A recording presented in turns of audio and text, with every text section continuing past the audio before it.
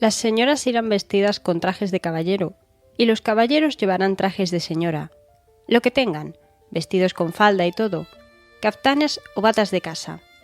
Que las señoras lleven caftanes blancos de tafetán, que el borde de los puños y los faldones sean verdes, y las solapas vayan ribeteadas con galones dorados. Deberán llevar en la cabeza un adorno en forma de mariposa, de cintas verdes, y el cabello levantado y liso. En cuanto a los caballeros, llevarán caftanes blancos, camisolas con pequeñas aberturas en los puños, cuellos verdes y ojales ribeteados de oro. Directrices y normas que Isabel de Rusia imponía a sus nobles para fiestas y eventos.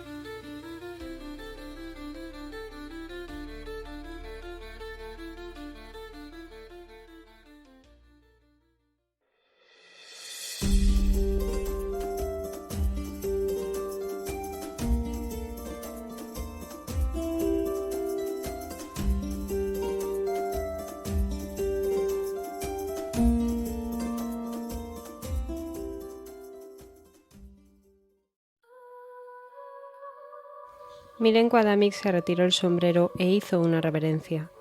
«Dulces sueños, mi querida Antonieta». La chica se sintió furiosa por esa chulería que mostraba el ladrón.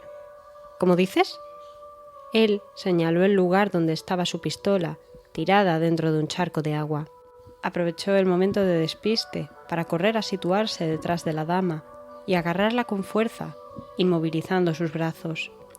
La joven sintió aquello como algo sobrenatural, pues nadie podía correr a tanta velocidad.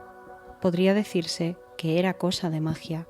Milenko se sorprendió de la insistencia con que Antonieta luchaba por liberarse. Las patadas, los golpes y los gritos de socorro que lanzaba al aire. «Tranquila, querida», susurró en su oído. «Te prometo que nos veremos muy pronto». Si quieres saber cómo continúa la historia, no te pierdas Las sombras de Praga, la nueva novela de Marta Cánigo Fernández con Ediciones Antonella, ya a la venta en digital y en físico. En digital en Amazon Kindle y a través de la página web, y en físico a través de la página web en cualquier librería o encargándoselo a la autora a través de Instagram, @elmundodelaki.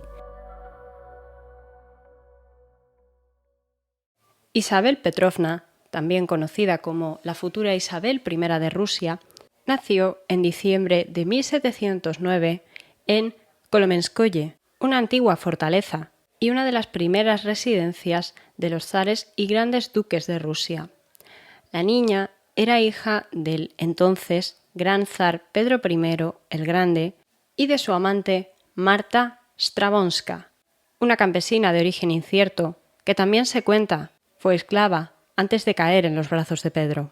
Esta parte de la historia ya la he explicado en otras ocasiones, pero es para que los que llegan nuevos, los que no hayan escuchado los anteriores programas sobre los Románov, puedan situarse en el tiempo. Isabel era la segunda hija de sus padres. La primera, su hermana mayor, Ana, había nacido el año anterior en Moscú, y ambas dos niñas formaban junto a su madre la familia que Pedro siempre habría querido. Aunque todo hay que decirlo, ellas tuvieron más hermanos. El problema estaba en que ninguno consiguió sobrevivir hasta la edad adulta. Esto sí que llenaba de tristeza, especialmente a la madre de ambas. Pero, bueno, el caso es que ellas dos fueron las únicas supervivientes. Y dentro de esa familia había un debate. ¿Eran o no eran hijas legítimas? Os voy a explicar. Pedro, aunque estaba amancebado, aunque tenía una relación muy estable desde hacía años con Marta, la madre de Ana y de Isabel, que posteriormente se cambiaría el nombre por el de Catalina cuando asumiera la religión ortodoxa, pues estaba casado con una mujer de la nobleza rusa que teóricamente, en opinión de todos, era más apropiada para engendrar a un heredero. A Pedro lo habían casado con ella muy jovencito y nunca la había querido. Respondía al nombre de Eudoxia Lopugina y en aquel momento estaba encerrada en un convento, lejos de la corte, lejos de su marido y lejos de su propio hijo, él por aquel entonces heredero.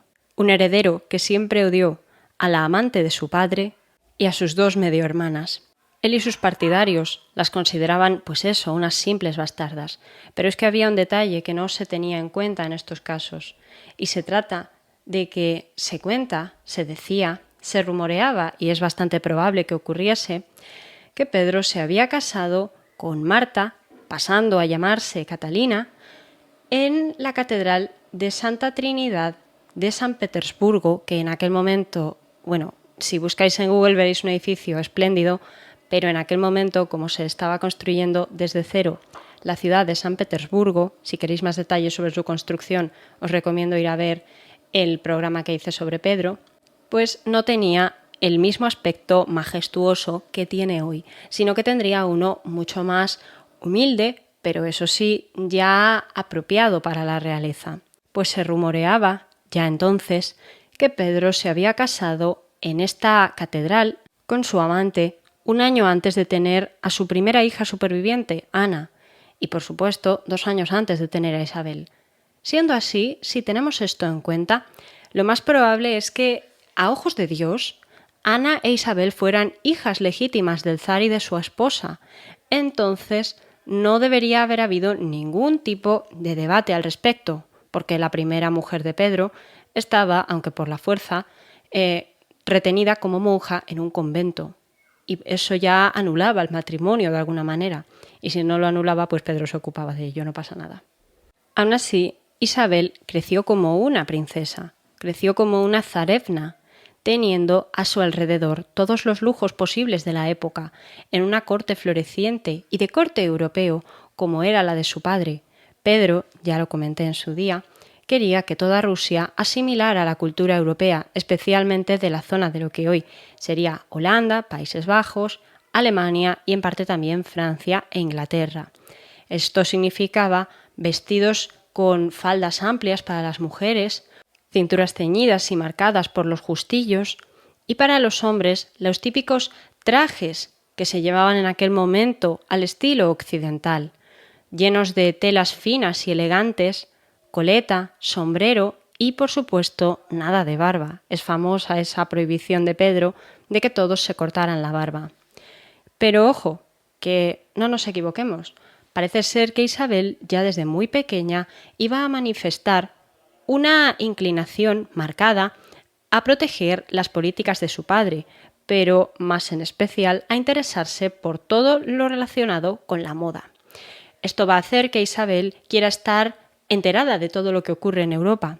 A lo largo de su vida mantendría correspondencia, intercambiaría muñecas vestidas con trajes de otras zonas y trataría de hacerse poseer todas las novedades de moda que llegaran a la capital, tanto si era a San Petersburgo o si era a Moscú, dependiendo de dónde estaba ella en cada momento.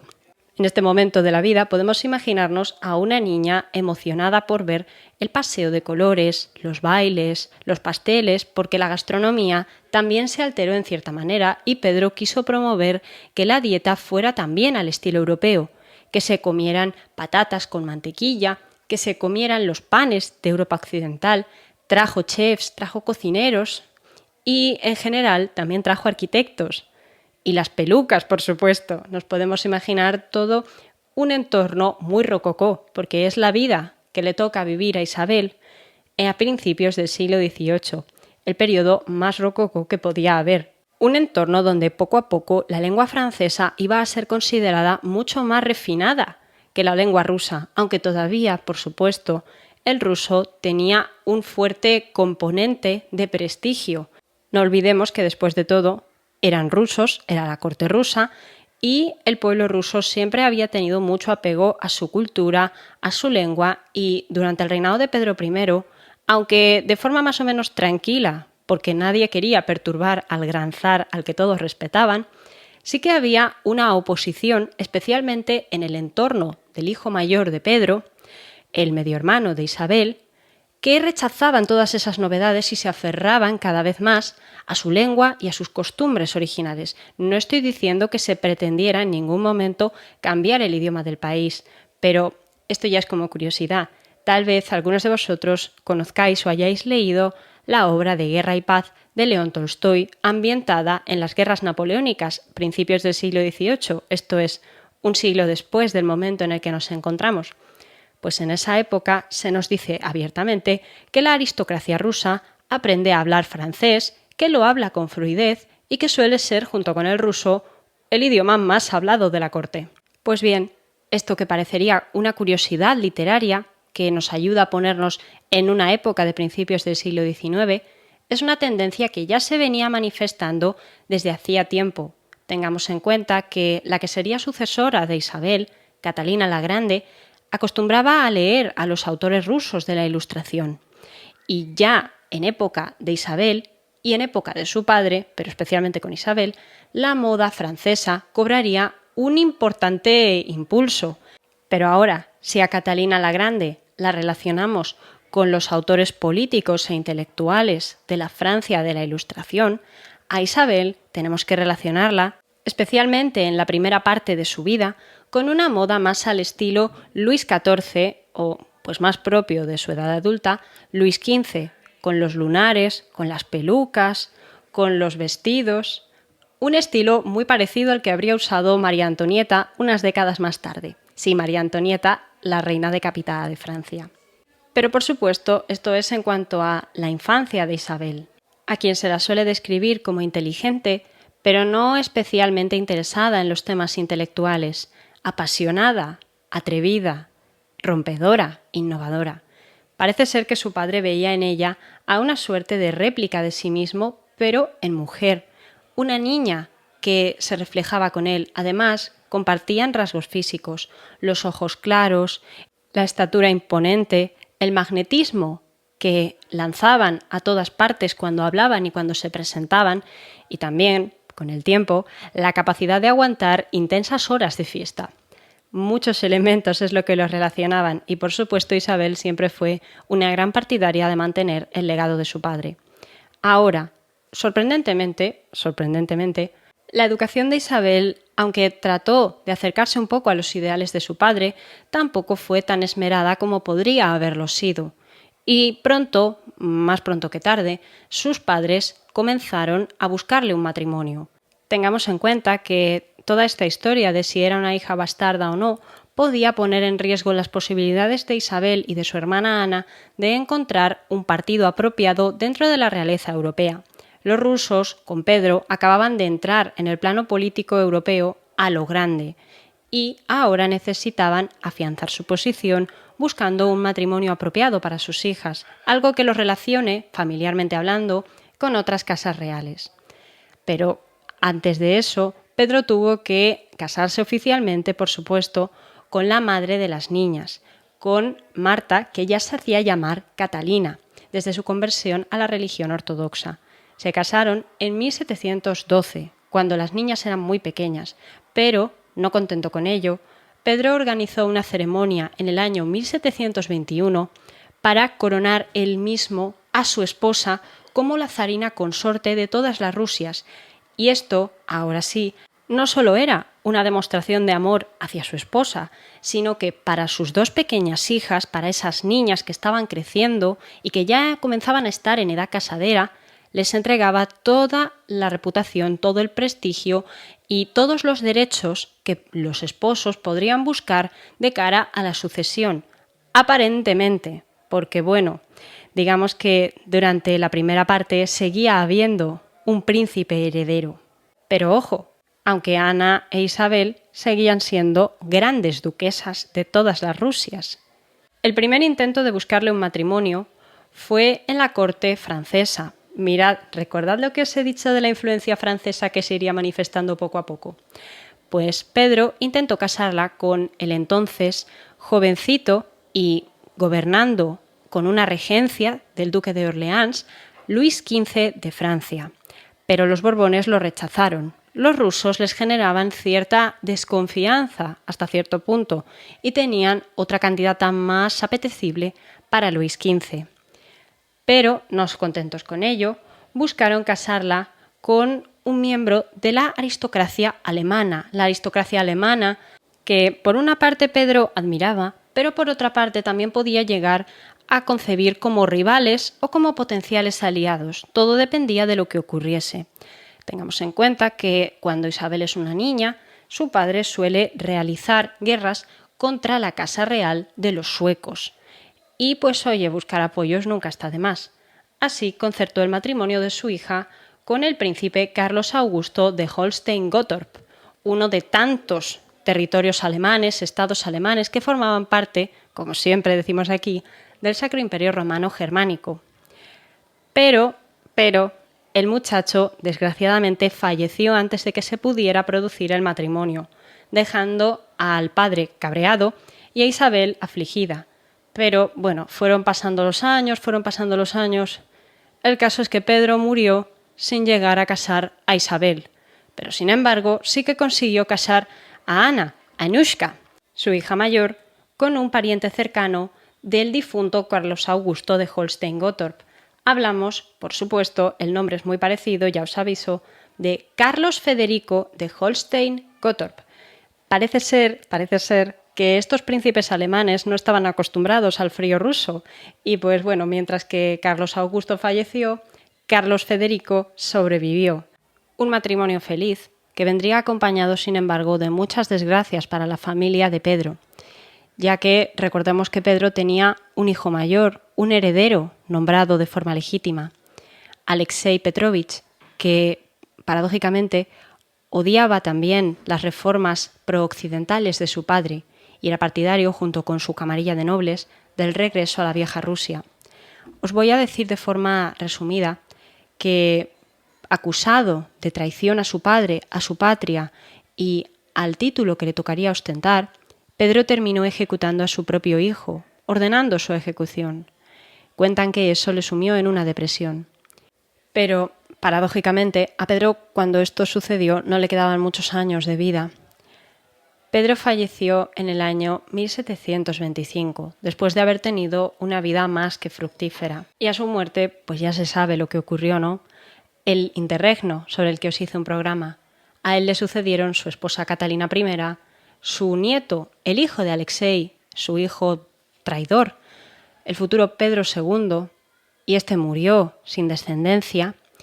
A este le sucedió Ana Ivanovna, la hija del hermano mayor de Pedro, Iván, que también había sido zar antes de fallecer, y a esta la sucedió un niño chiquitín, Iván VI.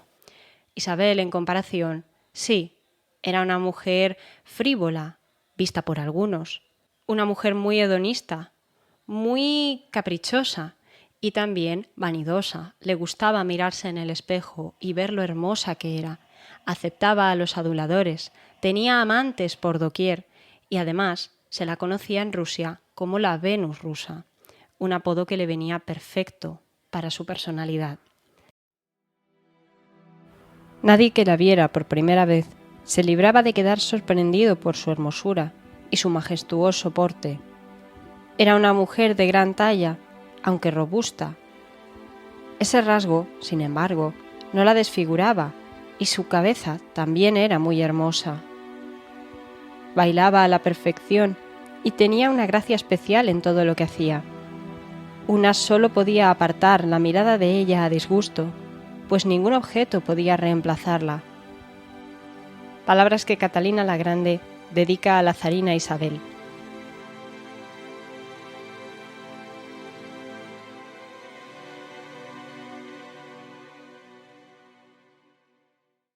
Pero la conspiración de palacio llevada a cabo por Isabel para hacerse con el trono, que 15 años antes habían ostentado sus padres, era algo bastante premeditado.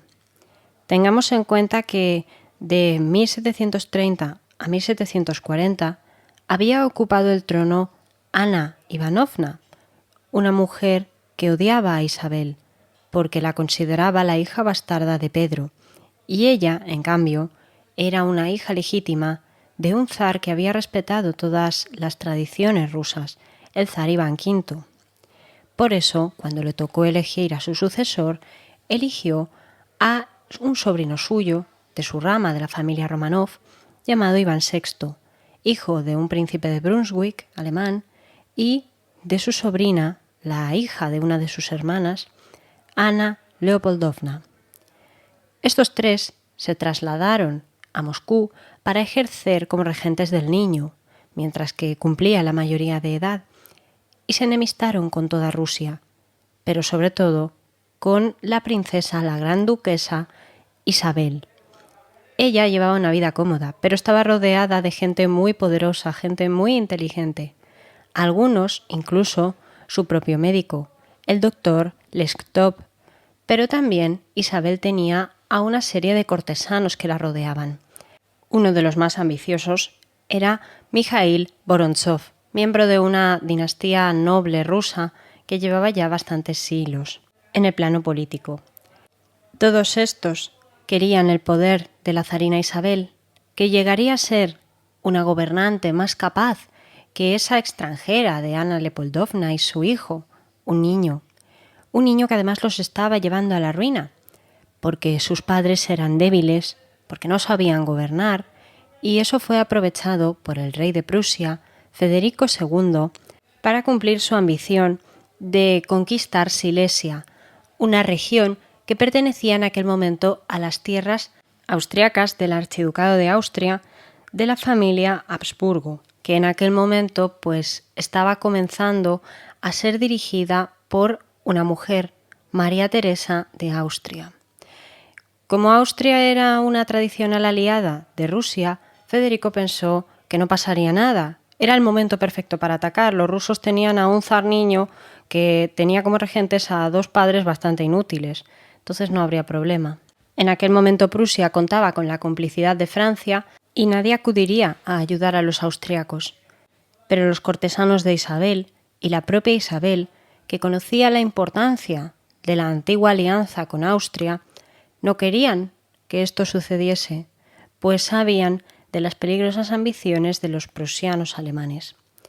Así pues, Isabel se decidió, se convenció a dar el golpe, animada también en esta ocasión por su gran amante, uno de sus grandes amores, uno con el que se rumoreaba se había casado en secreto como habría hecho su padre con su madre años antes, Alexei Razumovsky, un hombre de origen cosaco cuyo apellido original era Razum, que sin embargo había sido contratado por su gran belleza y por su gran voz para entretener a Isabel. Isabel terminó enamorándose de él y por supuesto lo convirtió en uno de sus consejeros y en una de sus personas más cercanas. El doctor Leskov y Vorontsov podían levantar dudas al respecto, pero Razumovsky, si estaba con ella, pues ella se iba a lanzar. Así pues, la historia nos cuenta que Isabel se puso una coraza, emulando a una diosa guerrera, y salió en trineo hasta el cuartel de los Preobrazhensky, el regimiento favorito de su padre.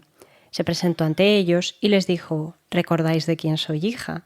A lo que ellos respondieron sí. Y así es como la siguieron, corriendo a las 2 de la madrugada del 25 de noviembre de 1741.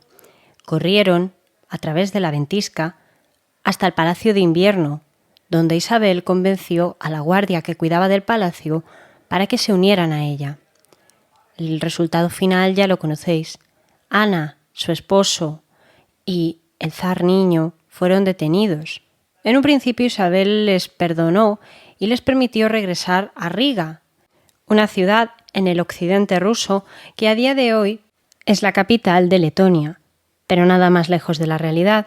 Al día siguiente de permitirles esto, los envió a todos a una prisión en el mar Báltico y jamás los dejó salir. Más tarde aislaría al niño de sus padres, encerrándolo para siempre y poniéndole el nombre falso de Grigori, pidiendo así que nadie recordara cuál era su verdadera identidad. Con esto Isabel había frustrado las intenciones de los prusianos, que ahora tenían miedo y veían que Isabel iba a acudir en ayuda de Austria, lo cual fue todavía más fuerte cuando Isabel, como una de sus primeras medidas, se negó a convocar un gabinete o un consejo de asesores como lo habían hecho sus predecesores y, emulando a su padre, había decidido gobernar por su propia mano. Iba a ser ella la única y más fuerte autócrata del país. Con esto Isabel dejaba muy claro que no se iba a dejar mangonear ni por los nobles que la habían ayudado a ascender.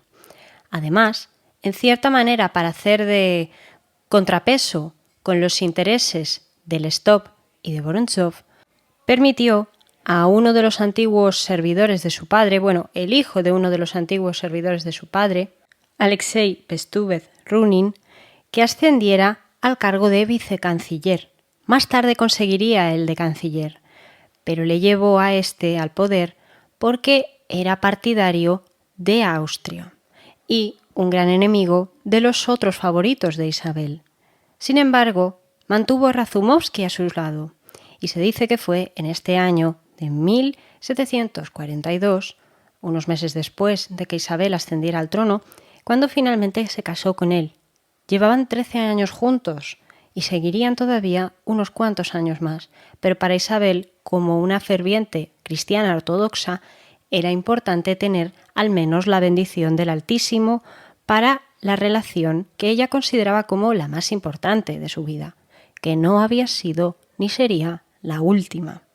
Pero por mucho que Isabel ahora tuviese una cámara dispuesta a luchar por ella y a proteger sus intereses, pues seguían existiendo los sobornos, seguían existiendo las intrigas palaciegas y mientras que Vorontsov y Lestop fueron sobornados por el rey prusiano y sus agentes Federico II para intentar seducir a Isabel de que se pusiera de su lado en esta guerra, en este intento por conquistar Silesia a los austriacos, Bestúzhev trató de mantenerse firme en su posición.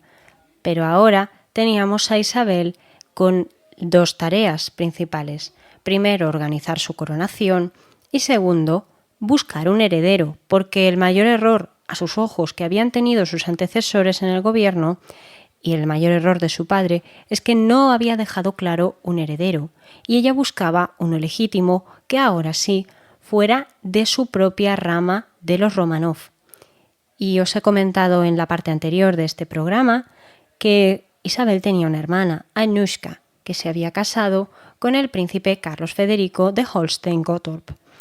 Estos dos habían tenido un niño al que habían llamado por nombre Pedro Ulrico, que paradójicamente era al mismo tiempo nieto de Pedro I y sobrino del rey Carlos XII de Suecia, por lo que Isabel vio en ese niño de 13 años la posibilidad de que pudiese heredar a un tiempo, una posibilidad remota pero podía darse, Rusia y Suecia, dos reinos muy poderosos, y ahí sí, los prusianos jamás se volverían a atrever a meter las narices donde no les importaba.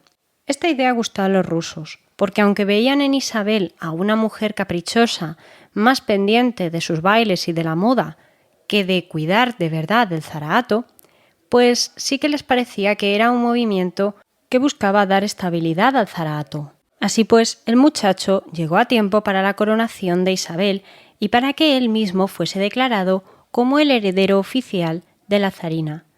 El día 27 de febrero de 1742, Isabel y Pedro fueron recibidos en Moscú en una carroza inmensa, una carroza que había pertenecido a la zarina Ana, y tras los oficios de rigor, que para Isabel eran muy importantes, como ya os digo, a nivel religioso, ella misma tomó la corona y se la puso sobre su cabeza, haciendo así algo que nunca antes se había hecho.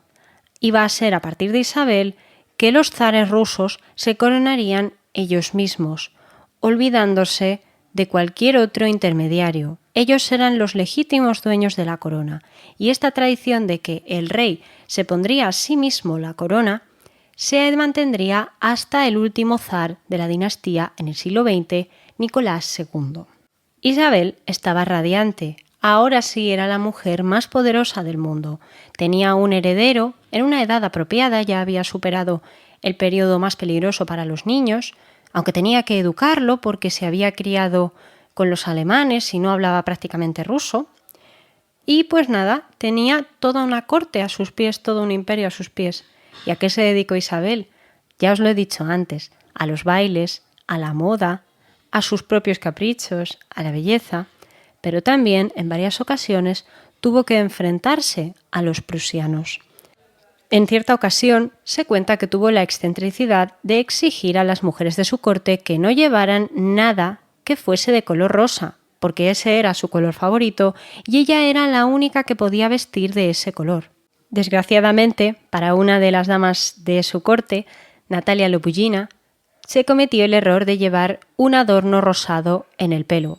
Cuando la zarina lo vio, aprovechó para castigar a esa noble tan osada que además se atrevía públicamente a competir en belleza con la zarina y se empezaba a rumorear por las tabernas de Moscú y de San Petersburgo que su hermano y su hijo se dedicaban a criticar el reinado de la zarina y a planear un asalto al poder.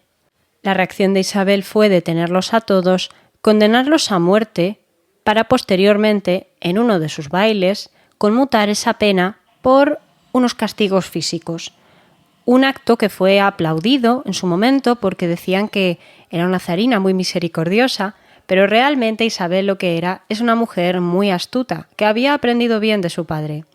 Cuando tuvo a sus supuestos conspiradores y a la mujer que más competía con ella a nivel de belleza, se dedicó a asistir ella misma a los interrogatorios que ahora llevaba el jefe de su policía secreta, otro noble de su confianza, llamado Andrei Usakov, apodado como el terror de Rusia.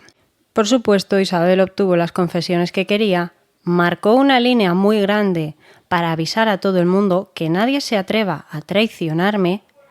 Aparte de eso, también descubrió que el embajador francés se dedicaba a escribir insultos sobre ella en sus cartas y a informar a Francia, tradicional aliado de Prusia, de todo lo que ocurría en la corte, por lo que Isabel no se lo pensó dos veces, expulsó al francés y se puso seria con todos los nobles.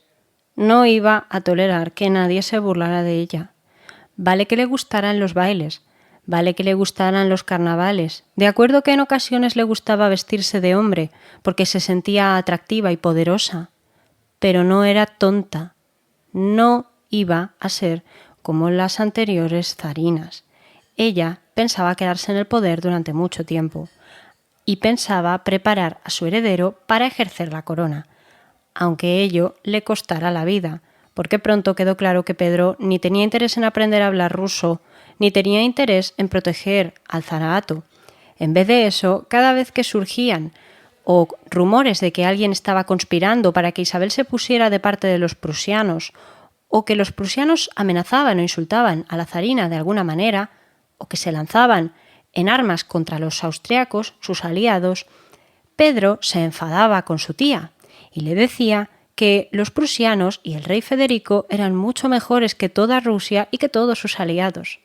Por supuesto, Isabel empezó a preguntarse de dónde había salido su sobrino y comenzó a describirlo como el maldito diablo y a plantearse la posibilidad de darle a él el mismo trato que su padre Pedro le había dado a su hijo y original heredero, Alexei. Y pronto, al año siguiente de subir al trono, decidió que era hora de casarle. Así pues, comenzó la búsqueda de una candidata apropiada. Pero los agentes en favor de los prusianos que todavía se mantenían en el círculo de confianza de Isabel, el doctor Lestop y Mikhail Vorontsov, comenzaron a apoyar la idea promovida por el rey de Prusia de que podrían casar al muchacho con la princesa alemana Sofía de Anhalt-Zerbst, un principado menor que seguía perteneciendo a lo que sería el reino de Prusia, pero que al mismo tiempo era hija, es decir, Sofía era la hija de un príncipe empobrecido y de Juana Isabel. Juana Isabel sí que era un nombre que le sonaba a la zarina, porque era el nombre de la hermana del príncipe obispo de Lübeck, un hombre que había sido en el pasado o bien amor platónico o bien amante de Isabel, y ella guardaba un recuerdo tan bueno de él que habría sido, se dice, el único hombre de casta noble, de casta regia, con el que ella habría aceptado casarse. Esta seducción surgió su efecto, y finalmente Isabel se atrevió a conceder el matrimonio a Sofía con su sobrino Pedro. La muchacha se presentaría unos meses más tarde en Moscú acompañada de su madre para recibir el apoyo definitivo de la emperatriz y para presentarla también a su sobrino Pedro, el cual en un principio quedó encantado, pero poco a poco pues descubrió que no tenían nada que ver el uno con el otro, porque aunque los dos eran alemanes y los dos eran extraños en la corte, Sofía aceptó de buen grado la conversión a la ortodoxia rusa, aceptó cambiarse el nombre por el de Catarina, aquí tenemos a la pequeña futura Catalina II, y aprender a hablar el idioma que le tocaba, aprender a hablar ruso. En cambio, Pedro seguía en sus 13 y Isabel cada día lo soportaba menos. Pero comenzó a ver que tal vez Federico no le había dado tan mala idea. Esa promoción de esa princesita podía darle una muchacha bastante interesante para el futuro. Pero en aquel momento Isabel ya dejó claro de entrada que lo único que ella tenía que hacer era darle un hijo a Pedro, que fuese varón, y con un poco de suerte, si todo iba bien, tal vez Isabel podía buscar la manera, ingeniárselas, para conseguir que se saltaran una generación en la sucesión y en vez de ser su sobrino Pedro el heredero, que fuera el hijo de este. La boda se celebró muy pronto, a pesar de las protestas de, pues si en este caso había ganado el bando de los que apoyaban a Prusia, el bando de los que apoyaban a Austria, capitaneado por supuesto por Bestúzhev y cada vez más por Razumovsky, amante de Isabel y considerado como el zar de la noche por su capacidad para organizar fiestas especiales para Isabel, pues se sintieron cabreados e intentaron frenar el matrimonio. La niña, además, en cuestión, les resultaba demasiado inteligente, aunque en aquel momento también algo inocentona, pero no pudieron oponerse a la zarina y finalmente terminaron casándose. El 21 de agosto de 1745, en la Catedral de Nuestra Señora de Kazán, en Moscú. Una boda que, sin embargo, acabaría en muerte y destrucción, porque ahora Isabel, gracias a los intentos, a las conspiraciones de los partidarios de Austria, Isabel descubrió las cartas que la madre de la novia intercambiaba con el rey de Prusia, entre comillas burlándose de la emperatriz y entre comillas haciendo sus propios planes para el futuro. A Isabel no le gustó y ordenó a esa molesta mujer que era la princesa Juana Isabel que se marchara de una vez. Catalina, su hija, tampoco es que pusiera muchas pegas al respecto y terminaron desterrándola. Isabel odiaba a los conspiradores y cada día detestaba más al prusiano, que no paraba de entrometerse, y que además había sido, en cierta manera, herido en su orgullo cuando, un par de años antes, Rusia había conseguido hacerse con buena parte de Finlandia, un territorio que pertenecía a Suecia y que era aliado de Francia, y como era aliado de Francia, también era aliado de Prusia por otra parte. Por tanto, tenemos a una zarina que estaba humillando a todos sus rivales, pero la cual tendría que hacer un grandísimo esfuerzo en los últimos años de su vida, por una parte para controlar a su odioso sobrino, para conseguir que su nueva sobrina, por ley, es decir, la joven Catalina, se quedara embarazada y para mantener el honor de Rusia de cara a una nueva gran guerra que se avecinaba. Una nueva guerra que, como curiosidad, le daría un aliado inesperado, un hombre que la ayudaría junto con el resto de sus hombres en las intenciones, en la expansión de Rusia a través de América con todos sus negocios. Nos referimos, sorprendentemente, al por aquel entonces rey de España, Carlos III, pero eso os lo cuento ahora. En medio de su gentileza y su humanidad, puede ver uno a menudo su orgullo, su arrogancia, a veces incluso su crueldad, pero sobre todo su paranoia, pues rara vez dormía 2 veces seguidas en el mismo sitio. Testimonio de un cortesano llamado Fabier sobre la corte de Isabel I de Rusia.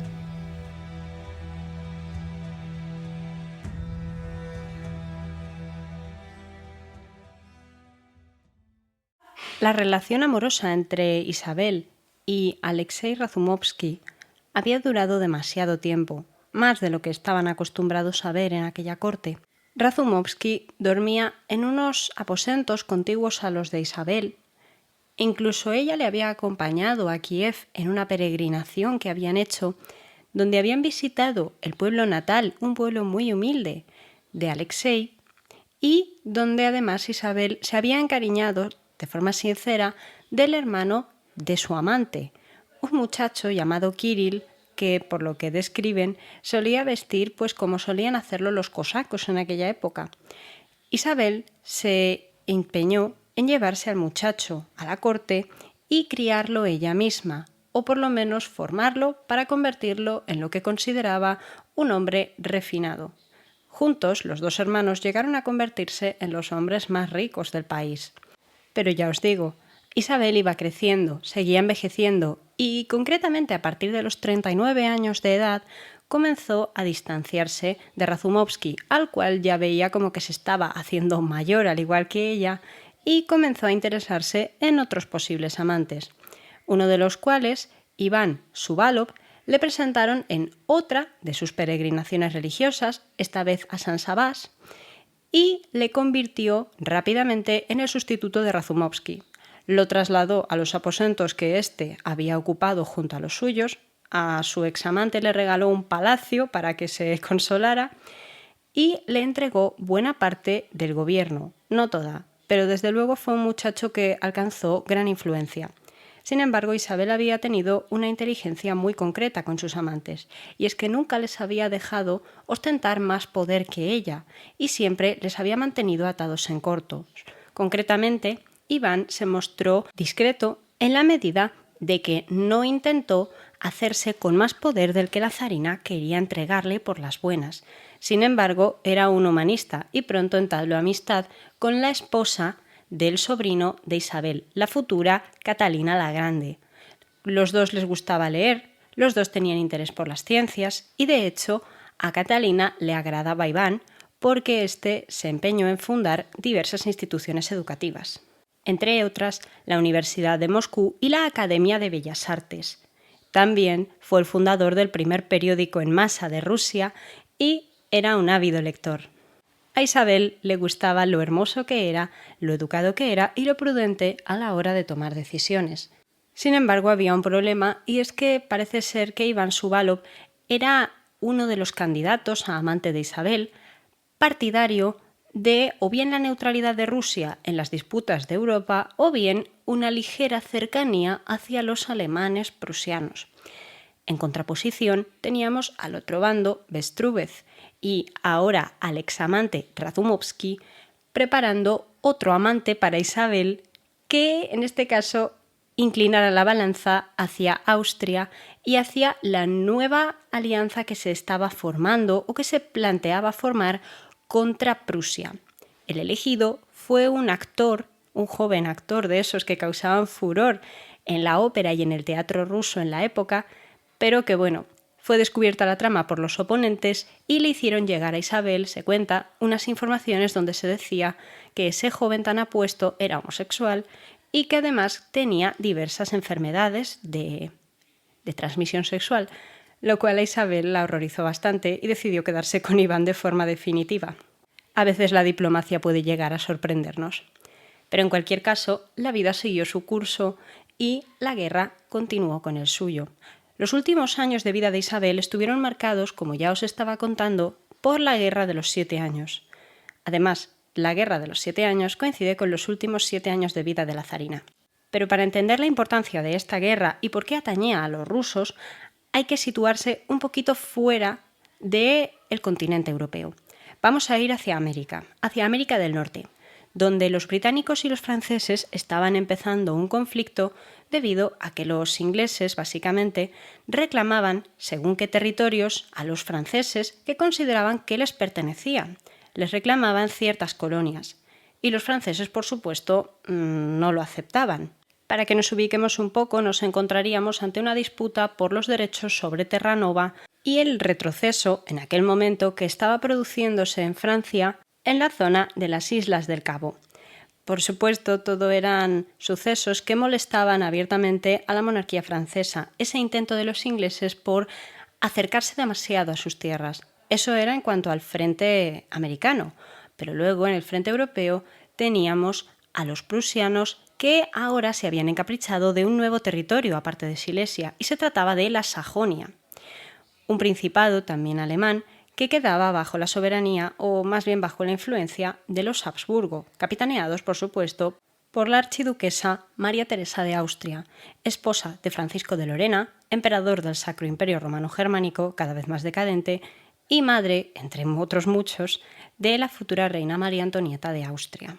La Guerra de los 7 Años no es una guerra que tenga un único conflicto, sino que, ya como podéis ir viendo, hay diversidad de países que van convergiendo con distintos intereses y en distintos conflictos entre ellos. ¿Y qué van a hacer? Pues se van a aliar en 2 grandes bloques.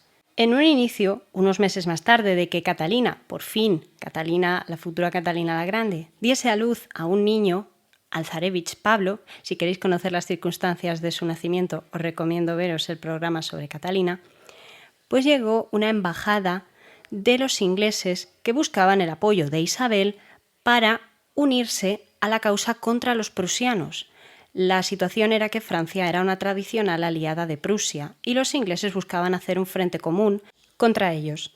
Por supuesto, el capitán, por así decirlo, de la facción pro-austriaca, o mejor dicho, antiprusiana, Stubez, estuvo encantado de que Isabel negociara con los ingleses, con el embajador, pero la zarina se lo pensó mucho. Tardó demasiado en decidir, aunque en un principio dio su beneplácito y aceptó la alianza. Pero sucedió que ese mismo año, de 1755-1756, los ingleses, en concreto el entonces rey Jorge II, cansado de esperar a la respuesta de la zarina, terminó cambiando los planes y se alió con el prusiano, con el rey Federico II de Prusia, haciendo que éste diera la espalda a sus tradicionales aliados, los franceses, y que se pusiera en su contra. A partir de entonces, el problema era más grande porque Inglaterra, a nivel de armada, estaba en un momento de alza. Y lo que ocurrió es que se terminó formando una coalición antiprusiana, pero formada por los enemigos de Inglaterra y de Prusia. Ahora eran Francia, ahora era Rusia, ahora era España, donde gobernaba Carlos III, que tenía un pacto de familia, porque ahora gobernaban los Borbones, tanto en Francia como en España. Esa historia os la tengo que contar. Y pues en aquel momento, donde iba uno, iba el otro, y se apoyaban mutuamente. Por supuesto, por interés, no porque verdaderamente tuviesen confianza en los franceses, los austríacos terminaron uniéndose al pacto, y a ellos les siguieron el reino de Nápoles, que, era muy relacionado con los españoles. Carlos III había gobernado en Nápoles antes de ser rey de España, el Gran Ducado de Toscana, el reino de Piamonte-Cerdaña, el electorado de Sajonia, que era el territorio amenazado por los prusianos, y también Suecia, Finlandia. Terminaron apoyando, más que nada porque había un buen trozo de Finlandia que en aquel momento lo tenían conquistado los rusos, entonces no había demasiado debate al respecto. Y también porque, si lo recordáis, os he comentado que Suecia había sido una aliada de Francia en el pasado y los rusos habían atacado Finlandia para fastidiar a Francia y a Prusia. Cómo cambiaban las tornas en un momento, ¿no? ¿Y contra quién luchaban? Pues la coalición entre prusianos e ingleses se veía más o menos completa por algunas alianzas más, como el Principado Elector de Hannover, que también pertenecía al rey inglés Jorge II, y además el Reino de Portugal, entre otros. Pero además se sumaron otros estados menores. El Reino de Portugal principalmente se unió por una alianza tradicional con los ingleses y por cierta enemistad con los españoles. La conclusión de todo esto fue que se desarrollaron diversas guerras. Os voy a decir los nombres de algunas para que os podáis imaginar hasta qué punto los contendientes de esta guerra peleaban entre ellos de forma independiente muchas veces, poco clara y ni siquiera coordinada, en el sentido de que no toda la coalición era un único ejército, sino que cada uno tenía sus propios conflictos con otros miembros del lado contrario. Es el caso, por ejemplo, de la guerra anglo-española, de la guerra que desarrollaban los ingleses contra los franceses en América. Es la guerra que también libraban franceses e ingleses en la India por ver quién mantenía la soberanía sobre esta zona, a nivel comercial, por supuesto, especialmente. Por supuesto, es el conflicto entre prusianos y austriacos por ver quién domina el corazón de Europa y los territorios de habla alemana, Por supuesto, también es la guerra entre españoles y portugueses, y en todo esto, ¿qué le importaba a Isabel? ¿Qué tenía ella que ganar? Isabel financió buena parte de la guerra, financió muchas tropas, y lo hizo a costa de los súbditos muchas veces, los cuales pues vieron su situación empeorada en cierta manera y vieron cómo mejoraba en algunas cosas la situación de los nobles. Isabel parece ser que terminó aliviando las obligaciones de los nobles hacia la prestación de servicio militar, y sin embargo los siervos no podían negarse, y en el caso de que intentaran huir, escabullirse o librarse de la forma que fuera, sus señores tenían derecho a castigarlos como consideraran. La situación de los siervos en Rusia era dramática. Eran el país que todavía mantenía un sistema más cercano a lo que podríamos considerar como el feudalismo, pero por supuesto es un feudalismo ruso, no es el mismo modelo exactamente de feudalismo que se habría desarrollado durante la Edad Media en el occidente europeo. Se trataba de un montón de terratenientes nobles, una clase nobiliaria que se cree que en el siglo XX llegaría a cerca de 1 millón de almas en total, de todos los nobles que había, de todos los territorios que conquistaron los rusos, y un montón, demasiada cantidad de siervos por cada familia noble. Muchas veces, incluso a las tierras venían adscritas aldeas y almas. Así, la situación del zarato en cuanto a la subida de impuestos se volvió bastante problemática, pero la zarina parecía más preocupada en aquel momento de que los palacios de su San Petersburgo, su querida San Petersburgo, la ciudad que había construido su padre, todavía no tenían el lustre que deseaba. Aumentó los impuestos todavía más para financiar las obras en el Palacio de Invierno, para comprar muebles porque había pocos y, por supuesto, para importar toda la cantidad de vestidos que ella necesitaba. Y debo señalar que la cuestión de los palacios en San Petersburgo era preocupante, porque al ser un terreno tan propio de las marismas, a menudo las estructuras se venían abajo o incluso se prendían fuego con facilidad, y era común tener que ver a la emperatriz, a su sobrino el zarevich Pedro y a su esposa Catalina huyendo por pata. Y de hecho hay una historia que cuenta que Razumovsky, el examante de Isabel, después de haber conseguido salir corriendo de un incendio que prendió fuego a su palacio, amenazó con suicidarse porque estaba totalmente desesperado. Y así es como Isabel vio la excusa perfecta para subir impuestos. Al mismo tiempo que pagaba al ejército, Isabel terminó subiendo también el impuesto sobre la sal y el alcohol para, pagarse también sus propios caprichos. Por lo que la popularidad de Isabel, que siempre había sido muy grande como hija del gran zar, terminó cayendo en los últimos años de su reinado. Y no solo la popularidad, sino la relación con sus propios herederos se terminó yendo al traste.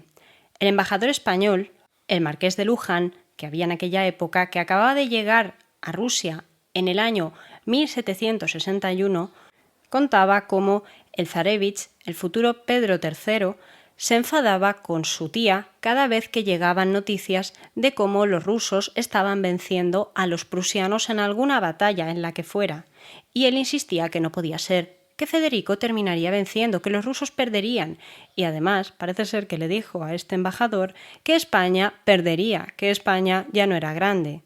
Qué situación tan bonita de vivir, ¿no? También señaló que Catalina era muy cercana a los ingleses y que sentía cierta simpatía por ese bando. No podemos negar que la situación familiar era delicada. Además, hay que añadir que Isabel estaba haciendo planes para intentar darle la sucesión a el hijo de su sobrino, al zarevich Pablo, el hijo de Catalina y de Pedro, en vez de a Pedro, porque cada día le odiaba más, cada día lo soportaba menos, sinceramente. Era como un grano en el culo ese muchacho. Y ese desprecio por su sobrino, ese odio hacia él, afortunadamente para Isabel, se extendió también a la figura de su esposa, Catalina, que estaba harta de los desprecios de su esposo, que prefería a otras amantes, que a veces se mostraba amenazador, que entre otras locuras había ordenado colocar una rata muerta en su cama y que entre otros fastidios hacia su tía, la zarina, en cierta ocasión, con sus amigos de juventud, habían hecho un agujero en la pared que conectaba con las habitaciones privadas de Isabel para enterarse de cómo eran las cenas privadas que ella montaba con sus amantes, sea Razumovsky o sea Iván Suvalov. De manera que Isabel en cierta ocasión se cuenta que tras descubrir que Catalina estaba siendo tentada por algunos nobles para quitarle el trono, terminó negociando con ella la posibilidad de que el zarevich Pablo, el niño pequeñito que habían tenido, subiera al trono y que Catalina fuera su regente. Y todo apunta a que para esta altura de la película, Isabel y Catalina realmente se llevaban mal, porque Catalina habría dejado escrito en su diario sobre la zarina que vaya ceporro de mujer que a ver si se moría de una vez y los dejaba a todos tranquilos. Pues Isabel, tras haber tenido a lo largo de los años desmayos y episodios de enfermedad gorda, terminó dando esa satisfacción. El día 5 de enero de 1762, y unos días antes se cree, el embajador español había estado despachando sus propios informes hacia España diciendo que la zarina no se encontraba bien, que estaba enferma. Qué mala suerte que falleció ese mismo día 5 de enero de 1762. Falleció en aquel momento dejando un imperio grande, un imperio más o menos asentado, pero un imperio en guerra, que muy pronto su sobrino y sucesor terminaría tomando y cambiando totalmente. El final de la Guerra de los 7 Años se decidió en favor del bando de los ingleses y los prusianos y los portugueses porque el nuevo zar, el sucesor de la emperatriz Isabel, Pedro III, terminó cambiando el bando. Se puso de parte de los prusianos, que es algo que todos se veían venir, por eso Isabel había intentado no dejarle a él la corona, pero es que no había podido, y desvió toda la financiación que había recaudado Isabel durante sus últimos años para prestar dinero a los prusianos, porque los prusianos estaban acorralados. Ya su bando estaba perdiendo toda esperanza. Los últimos años de Isabel, ella había visto con satisfacción cómo uno de sus mayores enemigos, un hombre que la había despreciado toda su vida, estaba cayendo en la miseria poco a poco. Y ahora llegaba su sobrino, el listo, y cogía todo ese dinero y se lo enviaba en forma de armas, en forma de soldados y a veces en forma de dinero sin más. La Guerra de los 7 Años no se decidió totalmente, por supuesto, por aquella decisión del zar ruso, pero hay que reconocer que aquello cambió mucho el curso de las negociaciones. El reinado de Isabel así dio fin al rococó, dio fin a los bailes, dio fin a las pelucas y a los últimos años de desmadre, porque después del escaso, corto y deprimente reinado de Pedro III, llegaría al poder Catalina II de Rusia, alias Catalina la Grande. Y de ella tenéis ya vuestro propio programa, como os estaba diciendo, pero el caso es que ella terminaría la labor que en cierta manera había emprendido Isabel, tomando el relevo de su padre Pedro I, y terminaría convirtiendo a Rusia en el país más grande de la Tierra, un país que a día de hoy sigue siendo el más grande. Y como curiosidad, ya os he contado un par de cositas de España sobre el embajador y sobre la situación de españoles y rusos. Pues mirad, parece mentira que dos países que estaban en los dos extremos contrarios de Europa fueran a encontrarse en el otro plano de la Guerra de los 7 Años. Se encontraron de forma más o menos breve, esporádica, esto tiene muchas idas y venidas, en la zona de América del Norte, en la costa del Pacífico, lo que a día de hoy sería Alaska y todo un corredor que bajaba hasta los virreinatos españoles. Los españoles y los rusos tuvieron cierto contacto, sobre todo por el tema de comercio de ciertos productos como podrían ser las pieles de animales, y también montaron una pequeña y curiosa historia de colaboración entre, por lo menos, si no eran las naciones, sí que podía haber sido aquellas personas que estaban residiendo en América del Norte. Y con esta curiosidad, creo que podemos cerrar el programa de hoy. Espero que os haya gustado mucho, como de costumbre. Con esto ya creo que podemos empezar, si os parece, a conocer a los zares rusos desde el inicio y hasta el final. Yo espero no haberme extendido demasiado, que no os haya resultado aburrido a los que ya llevéis camino con esta serie, los que ya hayáis escuchado sobre Catalina, sobre Pedro y el programa sobre el interregno. Y pues nada, a seguir trabajando como siempre. Espero que mi dificultad para pronunciar algunas palabras no os moleste demasiado, disculpadme si es así, lo siento mucho, tengo ciertas dificultades con los idiomas y bueno, nos vemos la semana que viene.